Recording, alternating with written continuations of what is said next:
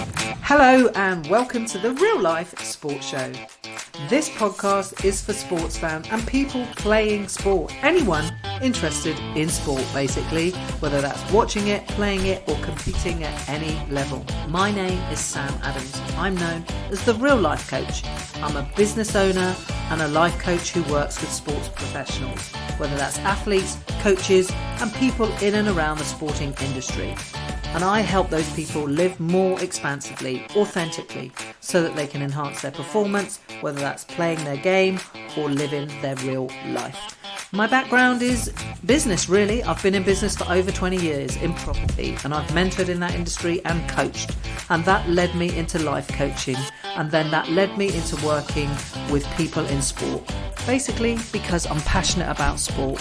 In this podcast, we're going to be talking about the hot topics in sport. We're going to talk about the real life behind the scenes, what it takes to be a professional athlete. We're going to have the latest news. We're going to have some discussions. I'm also going to share with you my experiences of coaching elite athletes.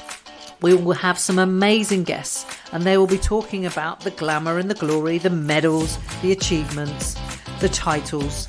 But we'll also go behind the scenes to find out what it really takes, the grit and the grind, what it takes to excel as an elite athlete. For yourself, the listener, what I promise you is that you're going to get some great takeaways and insight from these podcast episodes. Whether you're looking to achieve or improve your mindset, it'll help you with your personal development, and it will give you that extra bit of insight and what it takes to be a high achiever. Also, I'd love for you to do me a big favour when you get to the end of this episode, or any episode, is leave a review. Leave me a 5-star review and I will be eternally grateful. So here we go, the Real Life Sports Show. Welcome everybody, welcome. You are listening to the Real Life Sports Show with me, yes, Sam Adams, aka the Real Life Coach. Today I am joined with a very, very special guest who I'm absolutely delighted to have on the podcast. And I'm pleased to say it's the one and only Kevin Clifton. Hey Kevin, how you doing? I'm really good, thanks. How are you? I'm very well, Mr. Smiley. You look very happy. You might not be by the end of this interview, but yeah, you're going to grill me. I'm not going to grill you, just that I can talk a lot. And as I said before we started recording, I had a hell of a lot of questions from people when I've got a whole bunch of my own. So we'll see how we get on. Okay. But by way of introduction, obviously most people will know you as a professional dancer that was on Strictly Come Dancing. For how many years? Like 10 years? No. Years. I did 7 years on the show. There's me thinking it was about a decade. For 7 years. I would probably guess, and I've watched every series of Strictly, by the way, massive fan. But my parents ballroom danced, and cool. Yeah, sadly my dad passed away a few months ago, but right up until the last year of his life, my parents danced, and it was such a beautiful thing, honestly. So I think that's why I love Strictly, to be honest with you. It's just it was nice. That's what got me into it. But anyway, yes, massively, I guess the favourite, I would say, on Strictly. I don't know what you think about that. I don't know. That's too much. It's very nice. It's very nice of you to say. I loved working on the show. Like it is such a lovely show to be a part of.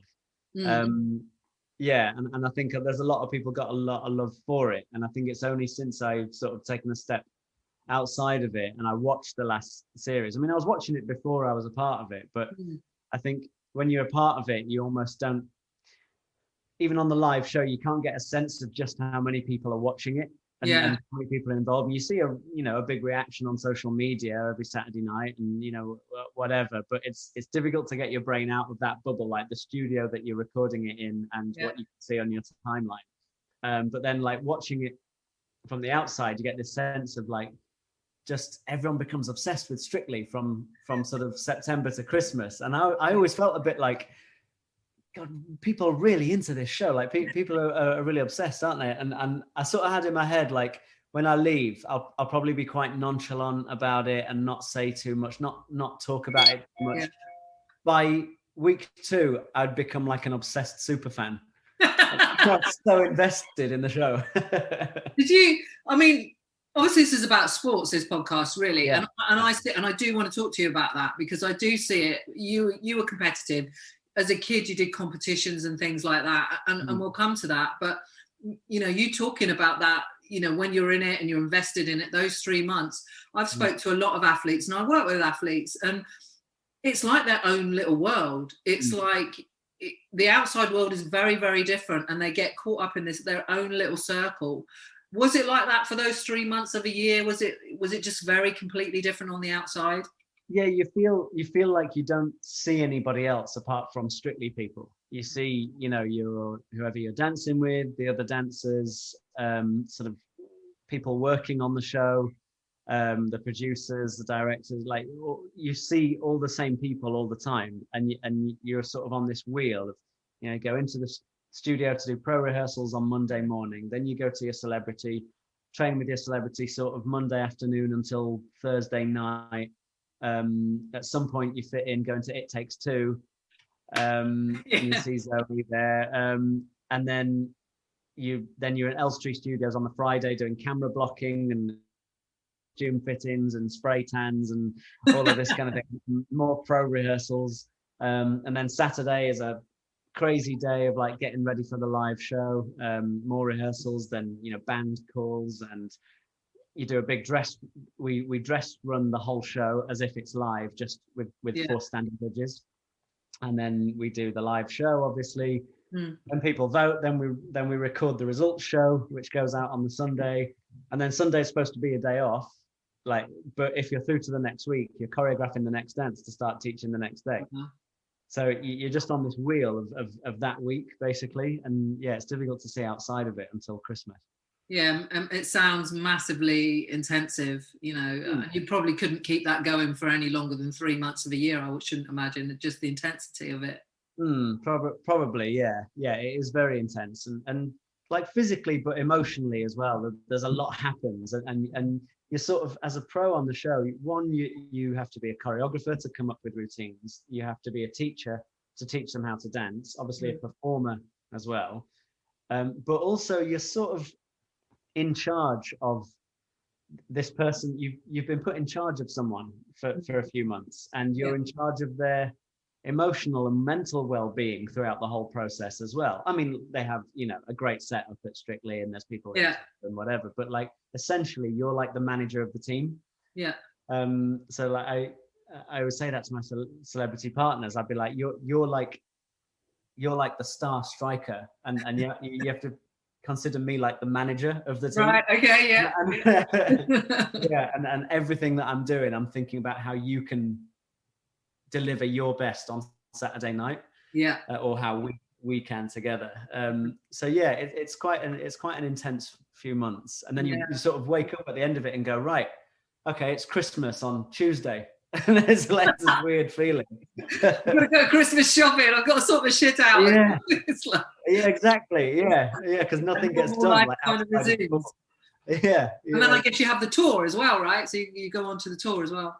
Yeah, you have Christmas and New Year, then the tour, the arena tour usually happens sort of January, February time. Yeah, you go into rehearsals and then you go off, and sort of mid-Feb that finishes.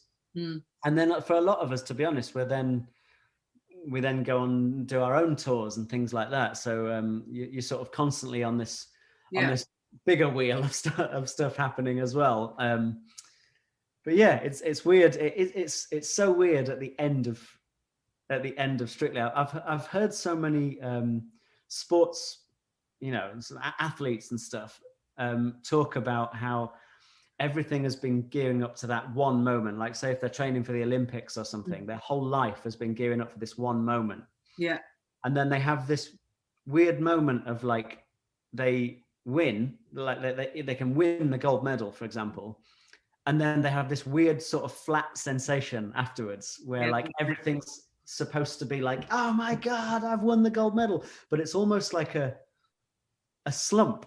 Like in the immediate aftermath, it's this, I've heard them talk about it being this weird sensation of like, well, what happens now? I'm just going to go to the hotel room and have a cup of tea. Like, and I had that when the year when me and Stacey won in 2018.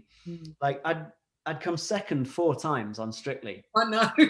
Yeah, and I was starting to think it was never going to happen. And then me and State, and we didn't think we were going to win that night. And then we won, and it was like, for a few minutes, it was like euphoria, and everyone was screaming, everyone's grabbing hold of me. Oh my God, you won!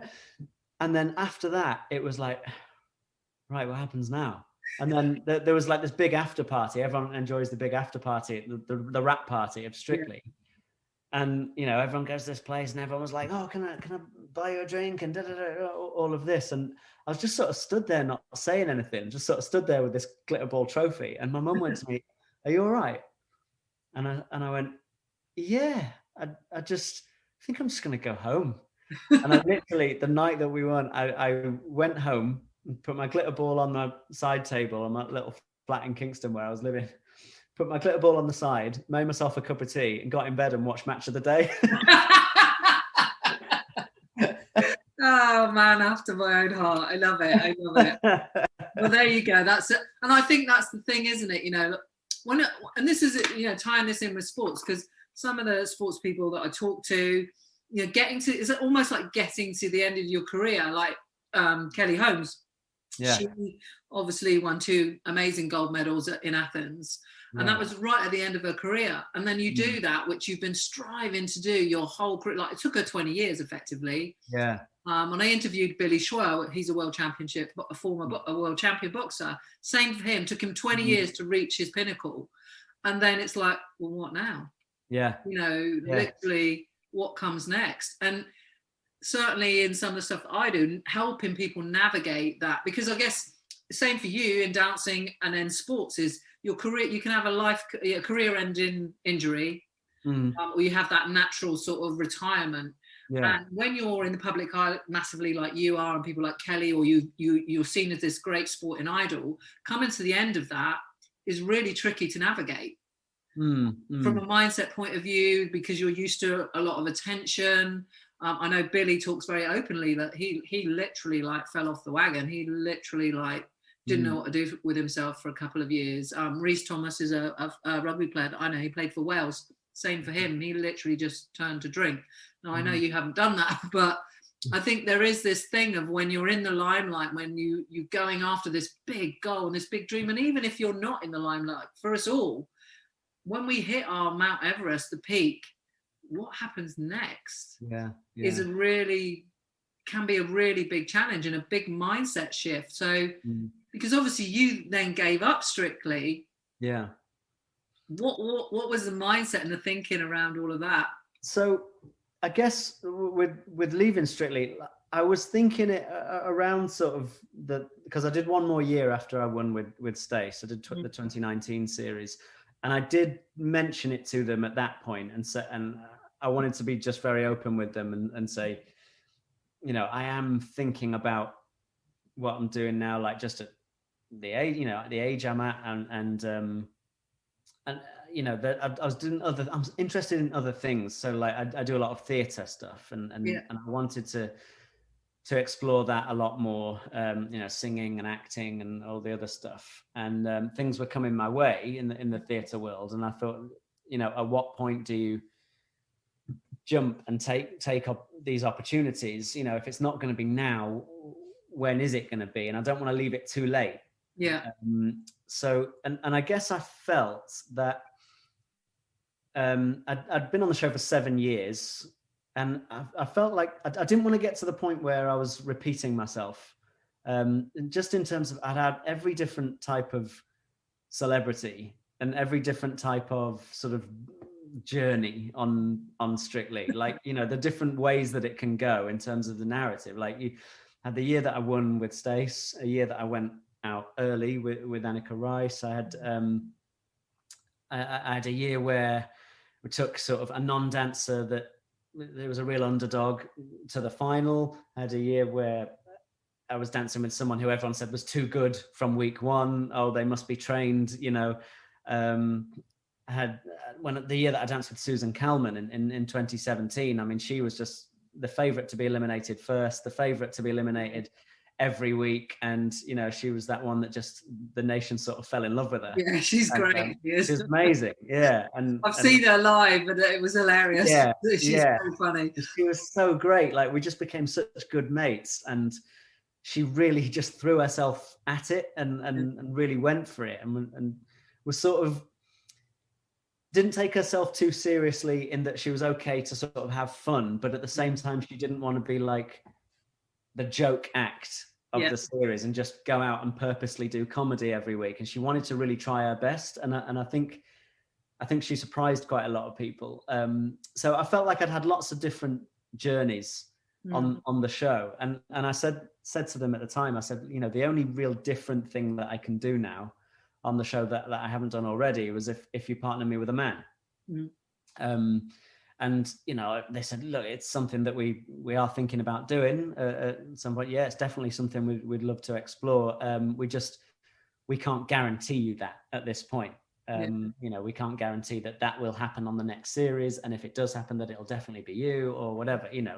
Of course we'd consider that, but and at the same time as that happening, Strictly Ballroom the musical was announced that was returning as a tour, and it's a film that I've been obsessed with since I was a little kid, since I first saw it. Sort of Scott Hastings, the lead guy in that film, became my sort of hero, and it was this. I watched it when I was a kid, and I said to my mum and dad, like, they're going to make a show out of that one day, and I'm going to play him. Wow. And I auditioned for it when it first came to the West End, didn't get it, and when it was announced as a tour, I was like, this got to be my last chance to actually do this. And it was like, I had a meeting with them at Strictly and said, look, if I get offered this, I'm not going to be able to turn it down. So I'm just letting you know, like, in good time, this is where I'm at the moment. And then it came to that sort of crunch time, and then I got offered the part. So I just said to them, I think it feels like this is the right deal. It's very difficult for me to turn this down, and I've been having this conversation anyway, so it feels like now's the time. But I've got such a good relationship with them, and I love the show, and I love everyone that works on the show, and so for me, it was never going to be about like, right, that's it, I'm leaving, I'm cutting it off, and I'll never speak about Strictly again. Like, I've got so much love for the show, and never say never about being part of it again someday. I don't know, but that's one of the many questions that I foolishly, not foolishly, but I put it on my Instagram and I put it on my Facebook that I was recording it, and I do about all the episodes, to be honest. But yours by far, I had the most response. All of these questions. I have to be fair and say a lot of them were about Stacey. Yes, you are. Yeah. She's a big hit. Yeah, she is. Like, are you going to marry Stacey? Will you do this, Stacey? Is it all? I'm sure you've heard all of those, so I won't give those to you. But there was a shit ton of them. Yeah. Sorry, I lost my point now because there was a point to it referring to the questions. Oh yes, I know. So with that in mind, one of the questions that was asked more than once was, would you ever go back to Strictly? And a couple of them sort of asked, would you go back as a judge? So I guess let's get that one out of the way. I would love to be a judge on the show. That's a bit of a bucket list dream for me. Yeah, in the same way that I always said I'd love to play Scott Hastings. Like, now I'm like, I would love to be a judge on Strictly Come Dancing one day. I don't feel like it's done, to be honest. I feel like I've still got this lovely relationship with them, and there's still something to be done. In terms of coming back as a dancer, it just depends on the situation. Like at the moment, I'm doing other things, like with theatre. So I can't see it being, for example, this year because of other stuff. And next year, Strictly Ballroom the musical got moved back again because of everything that's going on. So we're now going to open in September 22. Right. So that rules me out of the 22 series as well. So by the time, like, if I was to come back in the 2023, I mean, during that series, I'll be turning 41. Really? So, yeah. So one thing, I did look at your Wikipedia, but I didn't actually notice how old you were. So no, I'm 38 now. Yeah. So I just, it comes down to circumstance. So I would think right now it's unlikely, but I'd always be open to the conversation. Yeah. And yes, I'd love to be a judge. Who do you think you'd be like, though? I mean, are you like a Craig Revel Horwood? I mean, there's no one like Craig, to be fair. But... I couldn't be that harsh on them. Because I know what it's like to stand on this side of the judge's desk, and I know what they're all going through. Because the judges turn up on a Saturday and have a look at the end product. Like, they're not really seeing everything that's happened during the week, and the effort and the tears and the, and all that. So, because I know what they're all going through, and the sort of stress of it, and the pressure of suddenly going out and performing live in front of millions of people. I couldn't be as harsh as Craig, I don't think. Well, and to be honest with you, I take my hat off to him, because I think it takes guts to there's so many things, to be honest with me, I'm like, God, I really want to say that, but I like hold back, because I just can't be that blunt, whereas Craig's like, boom, there you go, take it or leave it. I remember once as I had a conversation with Craig. It was like a couple of years into Strictly, and I said to him, I feel like, look, I know that this is what you're like on the show, but I feel like you never seem to give a good score to like me and my partners on the show, whoever I'm dancing with. And I'm like, what's it going to take for you to sort of be kinder to me? Be kinder to Kev.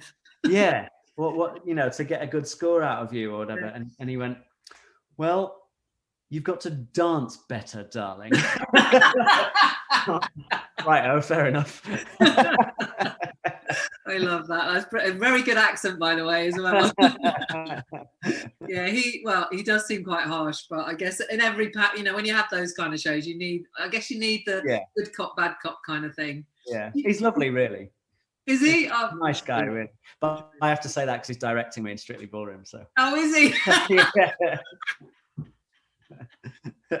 Love it. Audition. He made me audition for the role. He wasn't going to just give me the job. No, I was going to say, like, I bet he no prisoners, no. No. Do you? I mean, the thing is, Strictly's been such a big part of your life, and like I say, it's kind of like the nation's favourite show, or one of three probably that I can think of that we all embrace at a certain point in the year. Do you ever get fed up of talking about it? Because to be honest, I don't think we would talk that much about it, but we seem to have 20 minutes talking about it.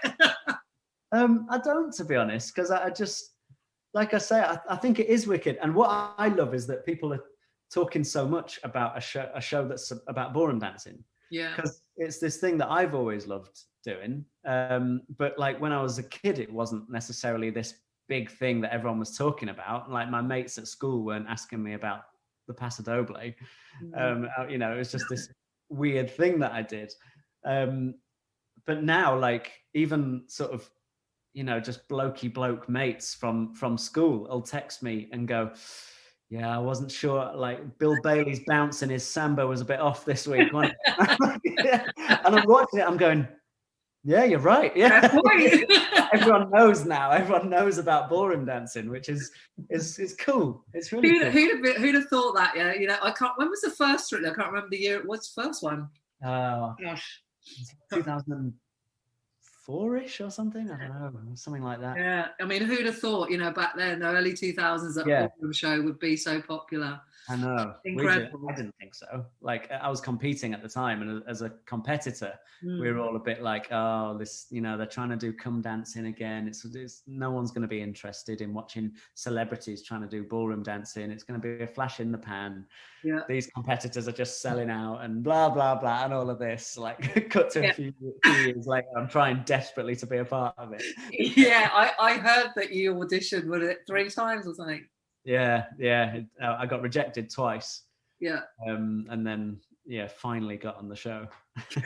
Well, what a great addition you've been. Let's talk about competition-wise, because obviously you have done ballroom. I don't know how old were you when you first started? Because your parents were amazing dancers, right? Yeah, my parents were world Latin American champions, and they had a dance school. And apparently, I started when I was about 4 years old. I don't really remember starting. And my first competition was, I think I was 6. Me and my sister dancing together. And we were the only ones in our age category. Like I think we went to like Liverpool to do this competition, and we were the only ones in like the under sevens or something. But we were too scared to dance on our own on the floor in front of everyone. So they asked an older couple to dance with us, just so there was someone else on the floor when we were dancing. Yeah. And then of course we're the only ones in it, so we won. Great. But for us, we'd beaten this older couple. Yeah, and then I was me and my sister competed together until we were sort of teenagers, and then it felt a bit like, oh, I don't want to do a rumba with you. Yeah, weird. Bit weird. Yeah. Yeah, and then we just got different partners, but we didn't want to compete against each other. So Joe started to specialize in the ballroom dances, and I specialized in Latin American. Yeah. So that we didn't compete against each other.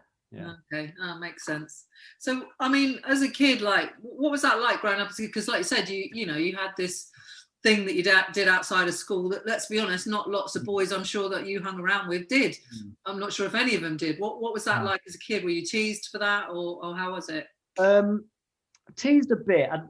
I can't say I was like properly bullied. The thing was for me, like, I sort of identified the fact very quickly that like I stood no chance. Like I figured out that I had to sort of make fun of myself, right, if I was to stand any chance.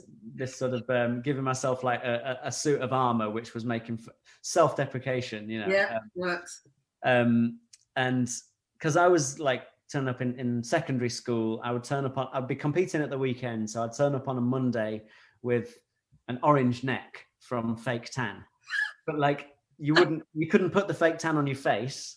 I don't know why, you just couldn't. So my mum had put makeup on my face, but I'd be tanned up to my neck. So I'd turn up with a white face on an orange neck. And everyone knew the reason for this was that I'd been doing ballroom dancing in Birmingham on Sunday with my sister, who was in the year below. Right. And she was at that age where she was growing a bit quicker than me at the time. So I now had a perm to make my hair stand up a bit, so I looked a bit taller. I was that guy in school. I need to see these photos. Where's the evidence of it? So all I could do was like, look, if I take myself seriously here, I'm not going to stand a chance through school. So I would literally come in and not even try and hide it. I would come in going, look at the state of ballroom dancer over here, you know. Yeah. Look at this ridiculous perm. who do I think I am? Ryan Giggs. You know, like I had to be like that at school. Otherwise it would have been a nightmare. Yeah. And I think that's sort of what got me through. And it's probably what still gets me through, to be honest. I think you're all right now, surely. Well, just like the year when, the year that I came onto Strictly, I was announced there was 5 new dancers that year. Yeah. And there was 2 boys, me and this other guy, and that other guy was Aliash. I was just about to say, I'm sure it's Aliash, wasn't it? Yeah. Yeah. He's lovely. A beautiful looking statue. Beautiful guy, yeah. Yeah. So, and there was a newspaper article that they'd been crying out for more Brits on the show. Why is there so many foreigners on Strictly? We need more English, about what they're like. And I was the only English dancer announced out of these 5 new dancers in 2013. And as soon as it was announced, they hadn't seen me dance or do anything. As soon as that was announced, there was like a double-page spread of like the new pros, and it was like, oh, this beautiful guy, this girl from Lithuania, blah blah blah blah blah blah blah blah. And then they made a big deal of like, we've been crying out for more Brits. Is this seriously the best we can do? Really? Pasty boy called Kevin from Grimsby. So again, like, it's that same sort of self-deprecation kicked in, and I was like, okay, from this point, I'm going to own Kevin from Grimsby. Yeah, like, let's do it. I'm just going to own it. And like, yeah, that's who I am, and that's who you're going to get. And not try to be beautiful Aliash, because I'm never going to be beautiful Aliash. So. You've got your own unique charm, like Aliash. And to be fair, it's worked, because I personally, and I'm pretty sure a lot of people agree, I think you were really one of the favourites. That you were really loved by the nation, and so it definitely worked. And obviously, your dancing's pretty good, Kev. So Cheers. I mean, that means nothing coming from me. The standard I have is basically, well, I can't dance, but I will always dance because right. All my parents that danced, I thought they danced, and they did dance beautifully, to be honest with you, but nothing compared to you. Interestingly, like sort of going back to those early days, then I mean, if I look at your, if anyone Wikipedia'd you did a shit ton of stuff. You know, you were youth world #1, I think, 4 times British Latin champion. You won loads of international titles and stuff like that. So you're very well, decorated. And what I want to know is really sort of, being in any competition is tough, sporting competition. And I do see it like that. So I guess 2 things. Do you see it as a sport? And if so, why? And most of the people do, actually, even in some of my comments. There was a couple of people like, well, I get what you're saying, Sam, but So do you see it as a sport? And if so, why? And the pressures that come with competing on a regular basis? So it's a very big question, and it's one that's been debated quite a lot in the ballroom and Latin world. It's now divided into 2 federations, the competition world. One who very much believe that dancing is an art, and another one that call it dance sport. Right. And their aim is to, eventually get it into the Olympics and all of that sort of stuff. So where I sit, I guess, throughout my life, it's been very competitive. My personal experience of it is I was fiercely competitive as a kid. Everything was about winning the competitions. Everything was about, one day I'm going to, win Blackpool. I'm going to be world champion. I'm going to win. And I got to a point later on where I stopped enjoying the dancing itself. And I wanted to dance in certain ways. And this is probably why I'm so obsessed with Strictly Ballroom as a film and as a musical and all of this, because I got obsessed with, I wanted to dance in a certain way, and I wanted to express myself in a certain way, and I wanted to entertain people. I always felt like I wanted to get a rise out of the audience. Like, I hated a dead audience. I really wanted everyone to be like their energy in the room. And I got to a point where there was this conflict of, look, you're doing this and you're getting a rise out of the audience, but you're not going to win the competition dancing like that. You have to dance like this. And I was saying, but I don't like dancing like that. And it's not, for me, just, not for anyone else, but for me personally, it felt boring. It felt like I was ticking boxes to win a competition, as opposed to express myself or make people feel something and entertain, or or all of those things.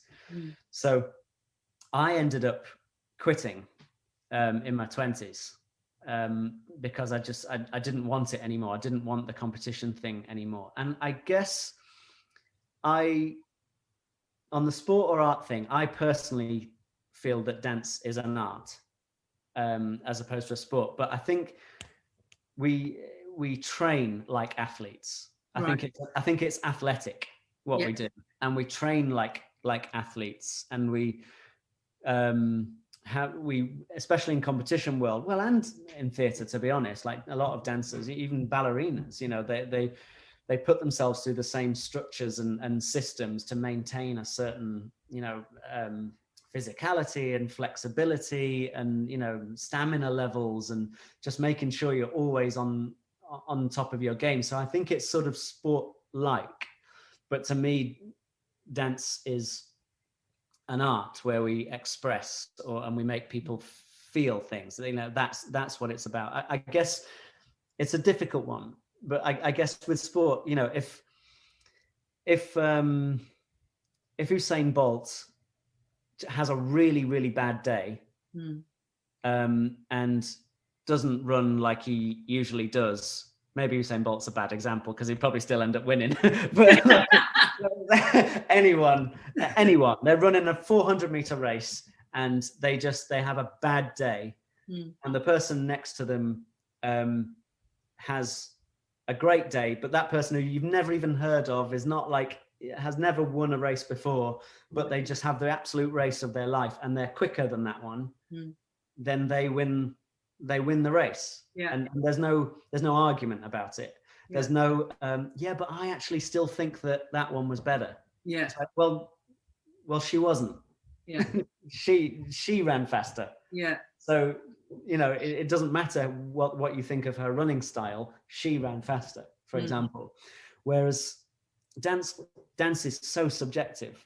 Yeah. You see that on Strictly. It's like some people will be voting for this one, some people will be voting for that one. It's the same in competitions. You have 11 judges, and someone might think that couple over there was the best, and someone else thinks that couple over there was the best. So it's so subjective that I don't quite think it's a sport to me. But then you look at something, ice skating's in the Olympics. So if ice skating's in there, then why shouldn't ballroom and Latin be in there? But I think if you're going to put ballroom and Latin in there, then you have to put ballet in there. So you have to put hip hop dancing in there. Where do you draw the line? The biggest one for me on this is, so I'm a massive fan, don't laugh, but I'm a huge obsessive fan of pro wrestling, as in WWE, theater wrestling. Yes, it is. So everyone understands that it's a show, it's theater, and interestingly, they call it sports entertainment. That's how they label it. They don't label it as sports or theatre. They say it's sports entertainment. Yeah. And so I was having the discussion with my dad, because my dad was saying, I think it is a sport, what ballroom and Latin is, and it should be in the Olympics and da da da da. And I was saying to him that imagine like we now have a competition for pro wrestling. And I'm not talking about who wins, because we all know that's just that storyline. Yeah. But what they do is incredibly athletic, probably more athletic than what we do. And, there's a real physicality that they have to train for it, and an athletic, component to it. Yeah. If we were marking them, say two of them having a match, this wrestler and this wrestler having a match, and we would give them a score out of 10 for that match, for how they performed on anything, on a technical level, their mat skills, their athletic ability, the pace of the match, how entertaining the match was, their character, or the story that they tell in the ring. Right, we'll give that one a 9 out of 10 against that one. Should that be in the Olympics? Yeah. It feels like it probably shouldn't. And for me, that's what we do. We're entertainment in an athletic way. Yeah, I think that's the best I can explain it. No, I think that's a good example. I mean, when you were talking, I was thinking, and I've thought about this before, because obviously this was I wanted to talk to you about it, because I see it as a sport. Right. I really do. I think because you're going out there to win. You're not going out there. I mean, I know. Although actually, for you I stopped wanting that. Yeah, I got more enjoyment out of it when I stopped wanting to win, and I feel like I became a better dancer. That's what I was going to say. One of my points is when I work with clients, because I'm a life coach, so I look at the person as a whole, not just a footballer or a track and field athlete, the whole. And a big part of what I do and my message is, look, if you deal with you as a whole, as a person, understand who you are, your values, what you stand for, become self-aware, work on your mindset and your personal development or growth, that will hold you in good stead. You'll have a better understanding of yourself. You will show up in the world as who you really are. So that gives you a certain, when you're the real you kind of like, you're freer. You're not putting on this veneer, this front, and you're more carefree. And when you like that and you like yourself, you understand yourself, we do better. It's proven. You do better in whatever it is that you do. Whereas, and that, like for you, when you freed yourself up to go, do you know what? I just want to dance in my way. You did better because you were being who you are.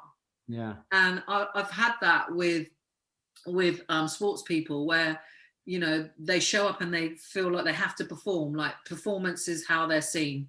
They're a commodity really in some instances, especially football and rugby and some of these things.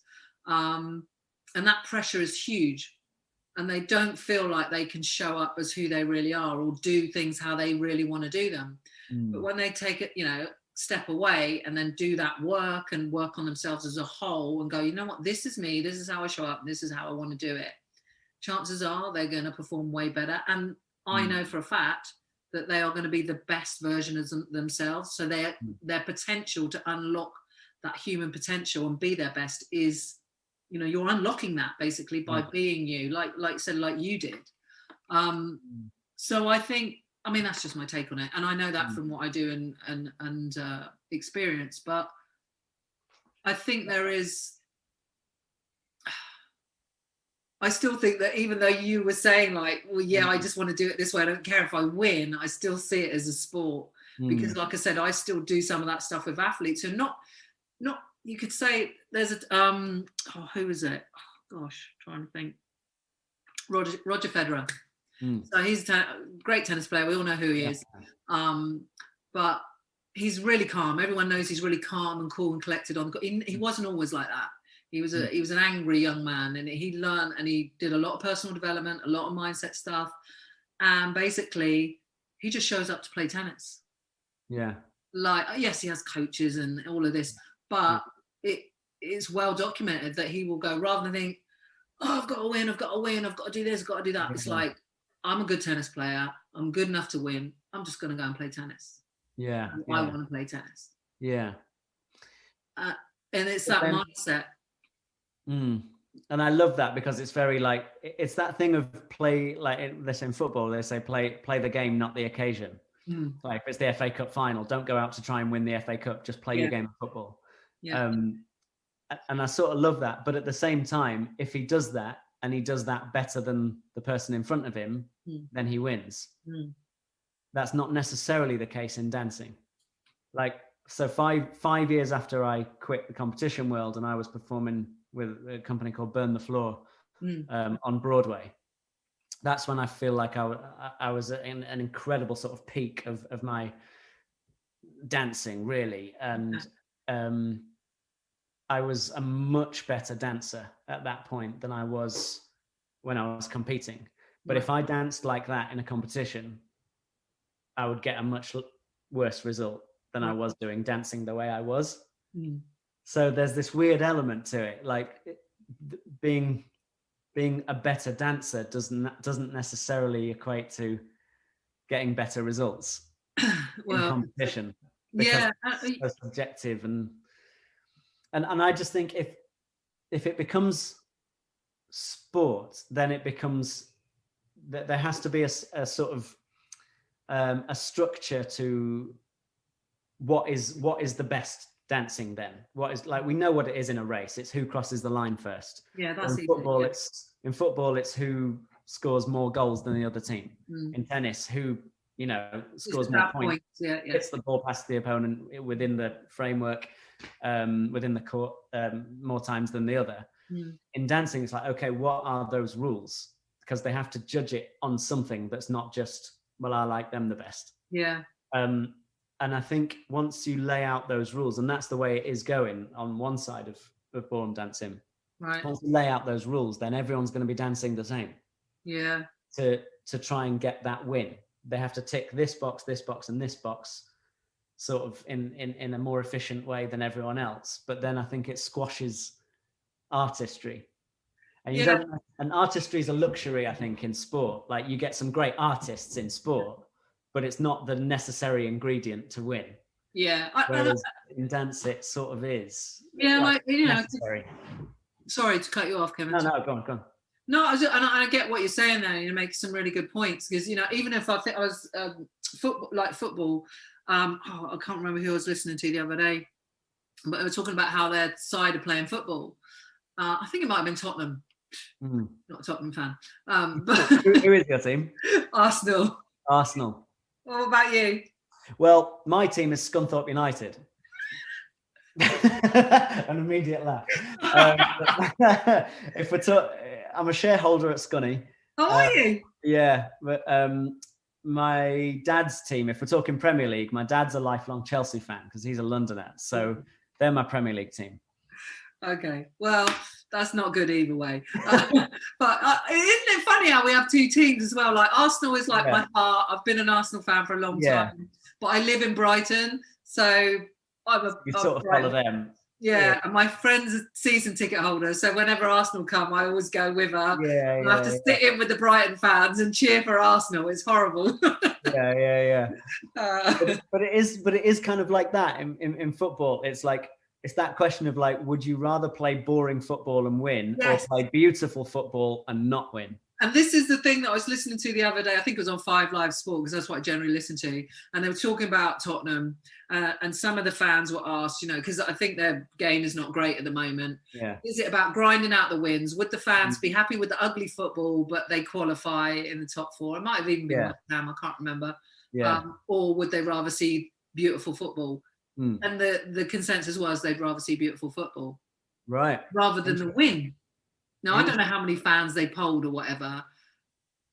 And so you have that. Like for me with Arsenal, we're not known for our flair. It's grinding out the wins, and at the moment, but like you at one point, but a long time ago. Yeah. Bergkamp, Thierry, those were beautiful days. Beautiful days. They were playing the most beautiful football. Oh God, I love those days. I love Dennis Bergkamp as well. I thought he was amazing. Yeah. But so there is still that in football. Like, do you want us to play pretty football? And who doesn't like to see the game played beautifully? We all do, right? But there are those fans that still want to see, a nice game, as opposed to those fans that are like, I don't care how you play, you just win. And it's like that in your... And if you think about, like in the Olympics, when we have gymnastics, like some of the floor shows, floor shows, I don't know what floor exercises programs they do, that is about certain technicality, isn't it? Gets certain points, and also that it flows together and it looks quite nice. So for me, like, dancing isn't too far away from that. It's these certain elements give these certain points, so you can combine whatever you want to get certain level of difficulty, and about making it look nice and flow. So for me, that's where it kind of crosses over. And I guess I think if you can have gymnastics and it's structured like that, then dancing. And there will always be probably those guys that are like, well, we're all doing the same thing. But actually on the floor shows in gymnastics, they're not all doing the same thing, because they're putting in different degrees of difficulty, different elements. But then some of the, loveliest bits of dancing that I've seen can be things that are so simple, right, and that are not difficult at all. But there's just it's just the right thing and the right point in the music just gives you goosebumps, and that's what it's about for me.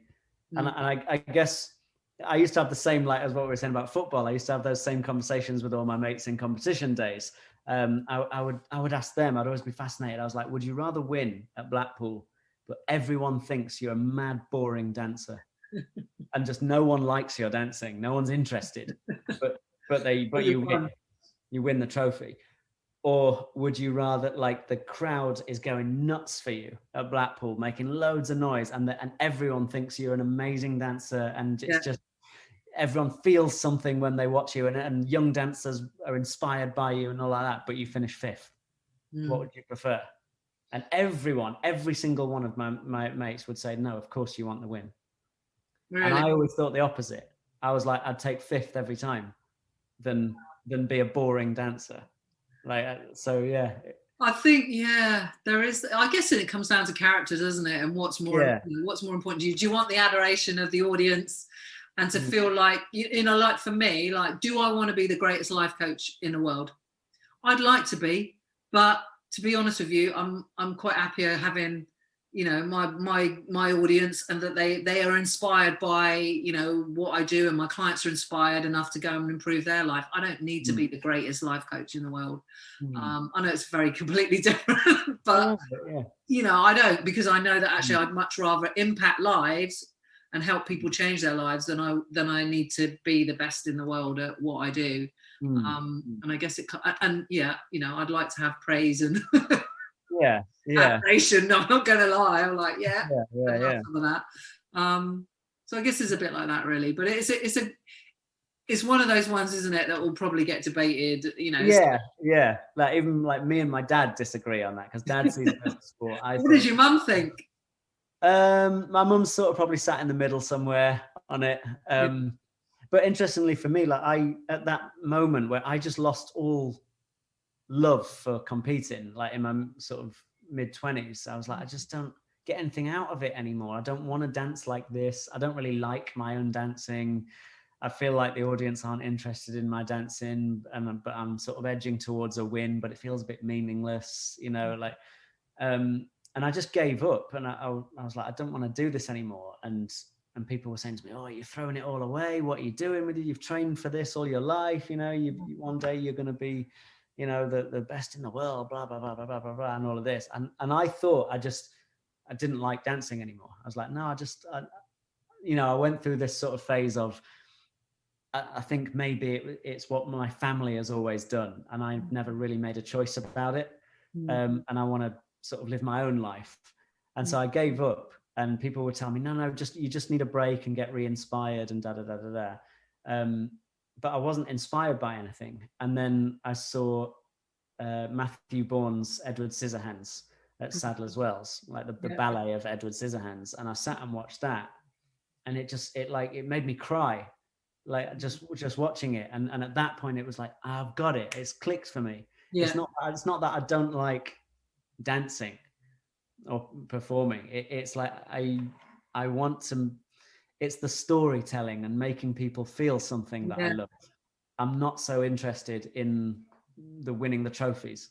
It's not about that for me. I don't dance to win trophies. I dance to affect people emotionally, to express myself, and to entertain, I guess. And it's something I talk about.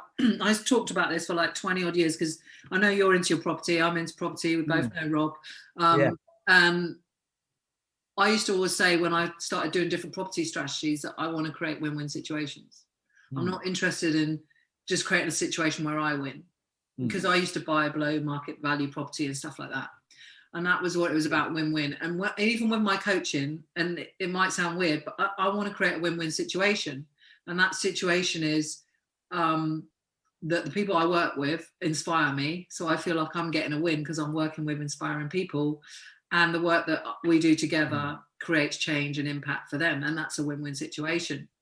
And it's like that with you, because, and if you think about it in competition, whether that's football or whatever, you can be a footballer or a dancer and want to go out there and win for yourself, ultimately, because that makes you feel good. Or you can be the type of person who wants to create a win-win, which is, I get to do this because it makes me feel freaking amazing. And actually I get to make other people feel amazing as well. Like, you know, I know what I feel when I watch Strictly, you know, and see beautiful dances. And, you know, one that always sticks out for me is Caroline Flack's, which, you know, obviously we saw that. We've seen it a lot recently with everything. And that always sticks out in my mind. And there's a few like that, and they make me feel something. They're beautiful, absolutely beautiful. So they're win-win situations, and that's what I'm getting from you and just having this conversation, is that you're kind of that guy. You're that win-win guy. This makes me feel good, but I also make other people feel good at the same time.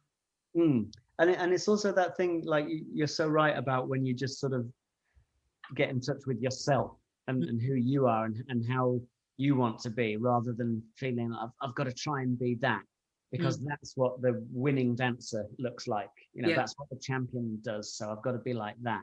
Once I sort of started letting go of that, and I was just like, I'm literally just going to express myself in my dancing, and dance how I feel like I want to dance. Obviously, you still have to practice your technique and stuff, and you know, you can't do anything.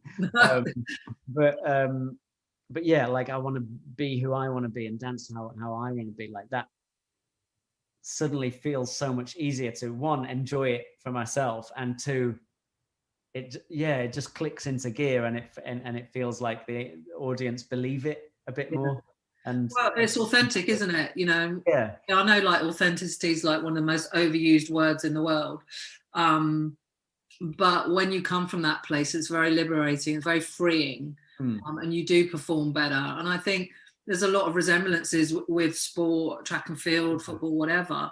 You know, you get some I did a talk for some young international footballers a couple of weeks ago, and trying to get them to see themselves as, you know, a lot of these young footballers and athletes just see themselves as that athlete. Like, you are not just a football player, you know, you are Johnny Jones or whoever, little Jimmy. You're a person as a whole, you're a human being. Rather than just seeing yourself as a footballer. But but like you were saying, you kind of like, you grew up in this world where dancing was a thing and you didn't know any different. And for a lot of these kids in football or whatever, they don't know any different. You know, daddy takes them out or mummy takes them out, plays football as soon as they're 2, 3 or 4. And that's all they ever know. And then they feel this pressure to compete, which is at different levels for different families and different people. But, you know, I recently worked with a footballer who lost his motivation. And it was a classic, like that kind of classic, well, this is what I'm expected to do. And you carry a heavy burden. There's obviously a lot of money in top level football as well. And your family expect you to do it. But you lose the love for it because you're having to go to work effectively and perform in a way that you don't necessarily want to. You might at one point love the game or your sport, but are you really free ultimately? Are you free to express yourself how you want to express yourself? Are you free to voice your opinion like you want to? Like, you know, a lot of athletes, you know, they're all media trained. Yeah. You can't really say what you want to say. No, of course not. So you're put in this box and here you go, this is what it looks like, go do it. And no wonder people lose their motivation because they lose a sense of self. Yeah.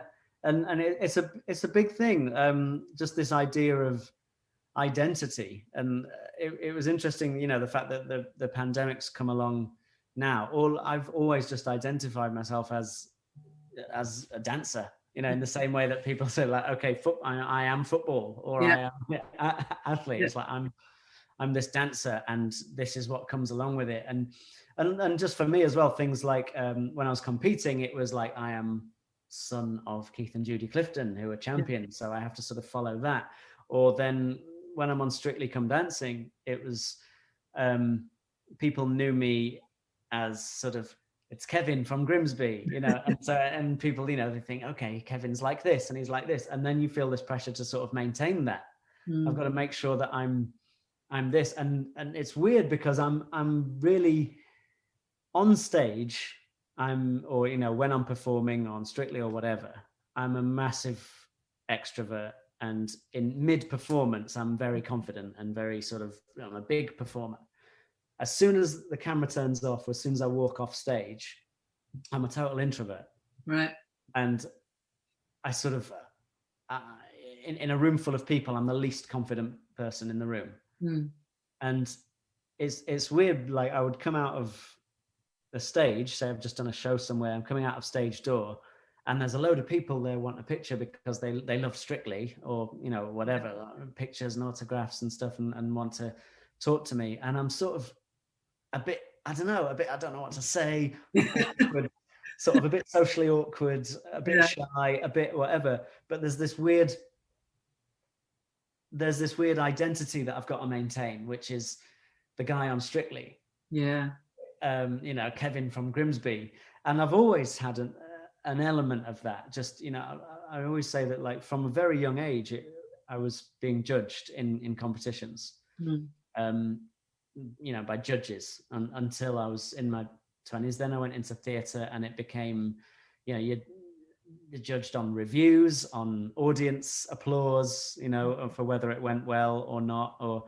And then I go on to Strictly, and then I'm being judged by the 4 that are sat there and 13 million people that are deciding whether they're going to vote for you or not. So it's like, you feel like you've got to maintain this thing because you're getting all of your validation as like you're saying, it's difficult to separate the two selves. Like yourself, you understand to be this dancer person, and all your sort of validation, whether dancer person is working or not, is coming from outside sources, people judging you. So what's been really interesting for me, actually, is since COVID happened, obviously you wish it was different circumstances, you know, because it's been a shit time for everyone. Yeah.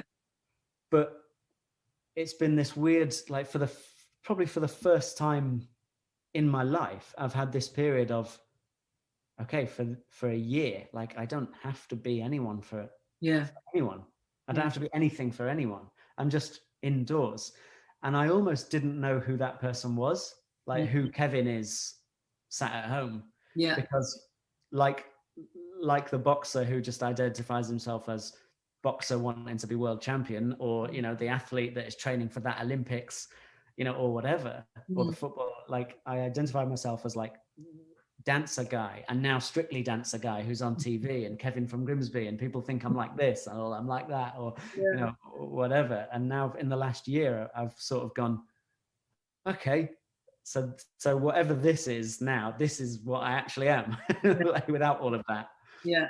I always think of Cool Runnings. Have you seen Cool Runnings, the film? Like 100 times. Yeah, I love that movie. It's one of my favorite movies. If you feel good shit, watch Cool Runnings.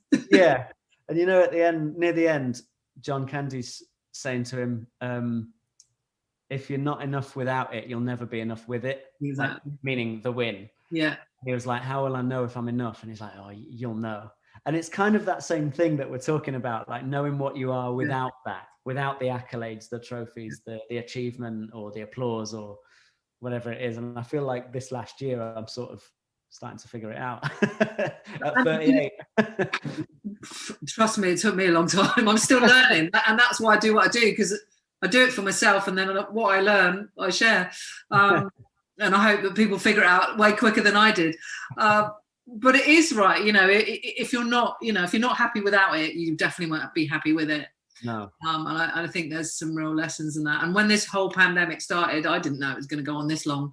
But I do remember saying to my sister that a whole bunch of people are going to find out whether they like themselves or not. Yeah. And you know, even for me, you know, I live on my own. And you know, in the time of the pandemic, my dog's died, my dad's died, and I've got divorced. It's been a tough year, but I do like myself. I know that. I knew that before, but I like myself even more now. And I think, and one of the things I say to, you know, when I'm, you know, some people that I work with, it's like, go spend some time on your own. Turn your phone off. Turn the TV off. Do a little bit even every day, even if it's 20 minutes, 30 minutes. Yeah. You know, I used to always run with music in my ears. Always had to be having something, you know, tuning into me. Yeah. And more because I run is like my therapy, really, like my meditation. But now I run a lot more without any sound in my ears, because it's just be alone with my own thoughts. That's interesting, because I do exactly the same thing. Whatever I'm doing, I've got a podcast on. Yeah. Like, whatever I'm doing, if I'm running or if I'm just doing chores in the house or what. Yeah. Even like literally, if I'm having a shower, even if I'm just gonna go to the toilet, I'll take a podcast with me just for that 1 minute. Like, just I'm always got something on in my ears. You've been listening to the Real Life Sports Show. I hope you found some value in this free podcast. If you have, then tell someone else about it. And while you're at it, why not leave me a 5-star review? Also, you can share it on your socials. You'll mostly find me on Instagram at Sam Adams Coach. Use the hashtag RealLife. You can also check me out at my website, sam-adams.com. If you're interested in my coaching or have any comments at all, then just drop me a DM via Instagram and I will get back to you. I look at all my messages and I reply to every single one of them.